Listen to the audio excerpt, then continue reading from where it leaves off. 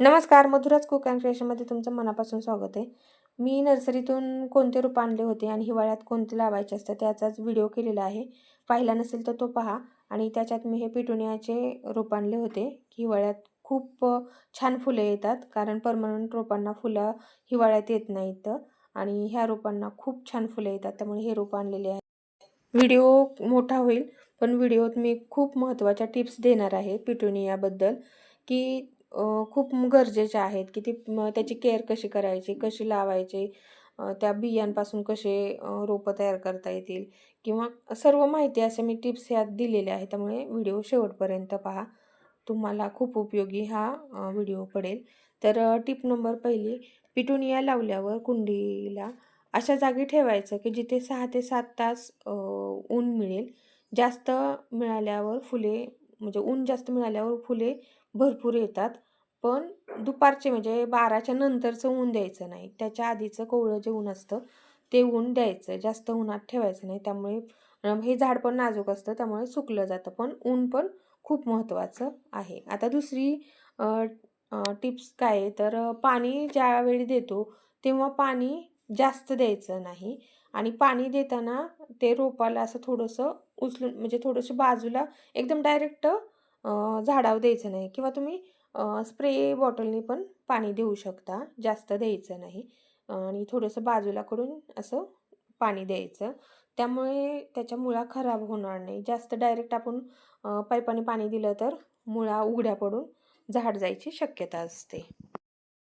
ज्यावेळी फुले फुलतात, ते फुले आल्यानंतर ते फुले लगेच म्हणजे सुकल्यानंतर फुलं काढून टाकायचे, की फुलाच्या खालच्या बाजूला बी तयार व्हायला लागलेलं असतं. जर आपण ते फूल तसंच ठेवलं किंवा बी जरी ठेवलं तरी सर्व झाडाची ताकद किंवा सर्व जे काय खाऊ आहे ते बी तयार होण्यासाठी ते झाड वापरतं. फुलं किंवा कळ्या येत नाहीत. त्यामुळे ज्यावेळेस आपल्याला बी घ्यायचं आहे मार्च एप्रिलमध्ये, त्या टायमाला आपण शेवटी फुलं ठेवायची आणि त्याचं बी तयार करायचं. पण आत्ताच्या दिवसात बी तयार करायचं नाही. आपल्याला जास्तीत जास्त फुलं मिळण्यासाठी त्याचा प्रयत्न करायचा. त्यामुळे फुलाचं जे आहे ते देठासहित काढून टाकायचं. नुसतं पुढचं फूल काढून टाकायचं नाही. पहा, माझं आता एक रोप लावून झालेलं आहे आणि त्याला मी स्प्रे बॉटलने पाणी देत आहे. रोप आपण ज्यावेळेस लावतो त्यावेळेस खते द्यायचे नाहीत, कारण काय होतं आहे, ते रोप आधीच स्ट्रेसमध्ये असतं. ते मुळा वाढवण्यासाठी किंवा ते मातीत रुजण्यासाठी तयार होत असतं आणि त्यात अजून आपण खत दिलं की ते थोडंसं, रोप लावल्यानंतर 15 दिवसांनी निमखली किंवा सरसो की खली पाण्यात भिजवून ते पाणी त्यात थोडंसं अजून पाणी ॲड करून मग ते पाणी पिटोनियाच्या झाडाला द्यायचं. त्याचा खूप फायदा होतो. काही जणी DAPचे 2 दाणे एका म्हणजे एका रोपासाठी देतात, त्याचाही फायदा होतो. अशा प्रकारे 15 दिवसांनी आपल्याला ते खते ते द्यायचे असतात, तोपर्यंत द्यायचं नाही. हे झाड आपल्याला मार्च एप्रिलपर्यंत फुलं देतात. त्याच्यानंतर फुलाचा आकार पण कमी होतो आणि फुलं पण यायचं कमी होतात. शेवटी आपण त्याचे बिया तयार करून घेऊ शकतो आणि आपण त्याचे रोपं परत बियांपासून तयार करू शकतो. आता अजून माहिती काय, तर मी याच्याबद्दल असं सांगू शकते की कुंडी निवडताना तरी खूप महत्त्वाची आहे. मोठी कुंडी घ्यायची नाही, पसरट घ्यायची. आणि कुंडीचं ड्रेनेज होल पण पाहायचं, कारण एकतर हे झाड खूप नाजूक असतं. जर त्या ड्रेनेज होलमधून जर पाणी निचरा नाही झाला पाण्याचा, तर त्याच्या मुळापाशी साचून मुळा कुजून जाण्याची भीती असते आणि रोप आपलं जाण्याची भीती असते. त्यामुळे ड्रेनेज होल पण चेक करायचं. मी जसं व्हिडिओमध्ये दाखवलेलं आहे की रोप कसं लावायचं आहे, त्या पद्धतीने तुम्ही ते रोपं लावून घ्यायचं. त्यामुळे खूप छान असं झाड तुम्हाला फुलांनी भरून मिळेल, असं झाड तयार होईल. आणि शक्यतो या झाडांना डायरेक्ट पाणी पाईपनी द्यायचं नाही, स्प्रे बॉटलनी पाणी द्यायचं, की जेणेकरून जास्त पाणी मिळणार नाही आणि झाड पण खराब होणार नाही. आता मी झाड लावताना माती मी आधीच तयार केली होती. त्याच्यात निमखली, जंतुनाशक, बुरशीनाशकासाठी साप पावडर वापर केला होता, हळदीचा वापर केला होता. त्याच्यानंतर मी शेणखत थोडंसं टाकलं होतं आता मी हिवाळ्यात शेणखत वापरले, कारण शेणखतात उष्णता खूप असते.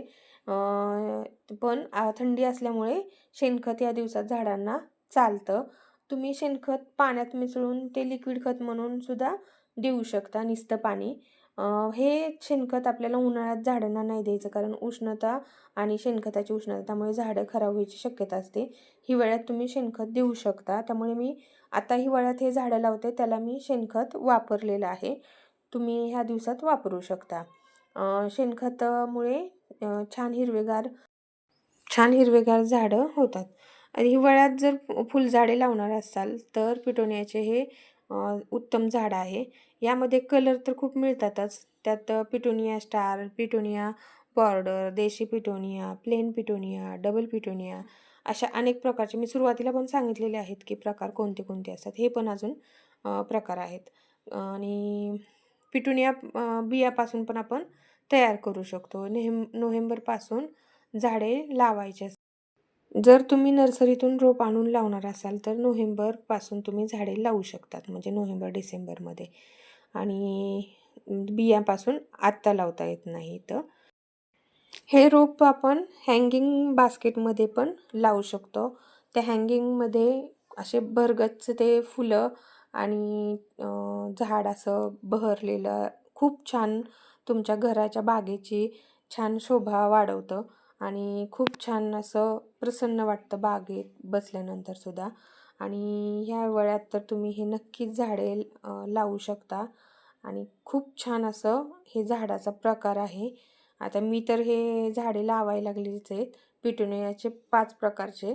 तुम्ही पण लावा आणि खूप छान असा अनुभव घ्या. आणि कसे वाटलेत कलर आणि झाडं पण कसे वाटलेत ते मला कमेंटमध्ये सांगा. आणि व्हिडिओ आवडला असेल, हेल्पफुल वाटला असेल तर माझ्या चॅनलला लाईक करा, शेअर करा आणि सबस्क्राईब करा. धन्यवाद.